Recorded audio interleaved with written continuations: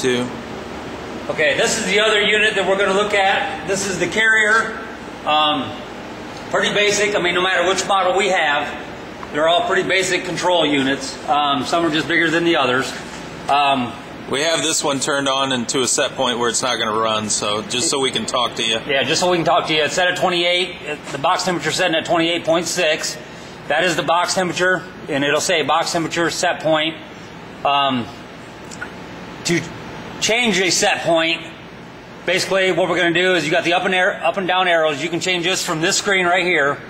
And once you reach a desired temperature, whether it be 20 degrees, at the same time, this one here has got the equal button instead of an enter. You're just going to hit the equal button, and it'll come across, basically set point changed. If you do not hit the equal button, all these lights will come up. It'll start flashing at you, let you know that you have not changed the setting. Show them how it does that.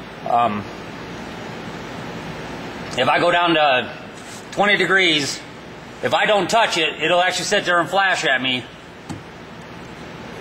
And as you can see, it's telling me, and you can also look up at the display, whether you're in the driver's seat or not, that's going to get your attention to come back down here.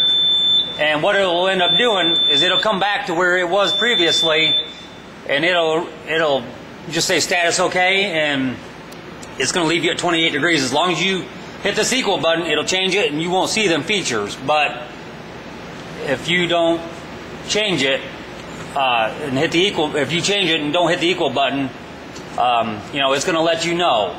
And these reefers should be set to where you can change the set point to whatever you want right away. Now these, we did buy them from Prime, and Prime had some what are called IntelliSets in there. And if it happens to get caught in one of their preset IntelliSets, that already has the temperature range defined. So if you find that you can't go up or down to your desired temperature, then you need to hit select, which he's doing now. Select, and it'll tell you up or down to view IntelliSets. What you're going to do is you're going to find that screen. Basically, this select button is going to get you into a start your pre-trip, view data in the system, view settings, to mark your trip start, to print your menu, view IntelliSets. When you come back around to that, what you're going to do is you're going to hit your up and down arrow as it tells you. If you're not fast enough, it'll switch back. You're going to hit that, and then what we're going to do is, let's say you have it on miscellaneous frozen, which is usually set at like -10 degrees, and you want to haul lettuce or whatever, and you're trying to get up to 30-40 degrees, it will not let you go up that high. And what you'll end up needing to do, let's go back to the IntelliSet. is go back to the IntelliSets, scroll through, and you'll find a 7-degree variance. Hit the equal button. That is your enter button, and it'll say active. That will let you change the set point to whatever you want. Right, and it'll keep itself within 7 degrees of your setting. So you just go to that one, and it'll let you run the whole thing up and down. And I just prefer that they stay on that variance one, because if they get stuck in those IntelliSets, you know, somebody might get confused and think that they can't change it, you know, to what it needs to be. So that's one of the major issues that we have to watch out for, is keeping these reefers at the correct set point compared to what the bill of lading says, because if they get too hot, it's bad. If they freeze something that's not supposed to be frozen, we end up with a claim. So right, and as the same thing as the Thermal King, this is here for the driver for inside his cab. If you notice any of these lights not working, they do burn out. Let the garage or shop know that, hey, some of these lights are not working. You know, we can change the light bulbs in them. It's pretty important for the driver to view that, to know what's going on. Should they be running pre-trips on this stuff before each shipment, or?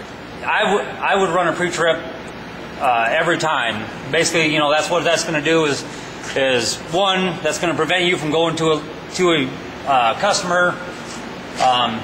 You know, it just looks bad. You know, basically you got a problem before you get there.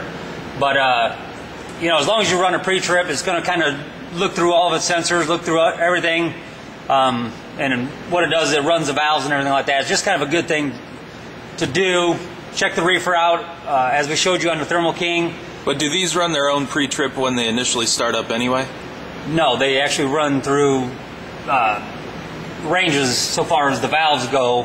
What they end up doing to run a pre-trip on this unit, you have to go through and it'll say equal to start pre-trip. And then what you do is you hit the equal button. That will start your pre-trip. Like I told you before, it'll actually come across here as PPPP, means pre-trip. And along the bottom, after it is passed, the unit will shut down. It'll check different valves. And what it'll do is it'll come down here basically saying, is it passed? This one here, I believe, will come back to this original screen. You shouldn't have to push anything else to view anything other than, what your load's set for. Okay, so that's it on these. We'll move to the next type.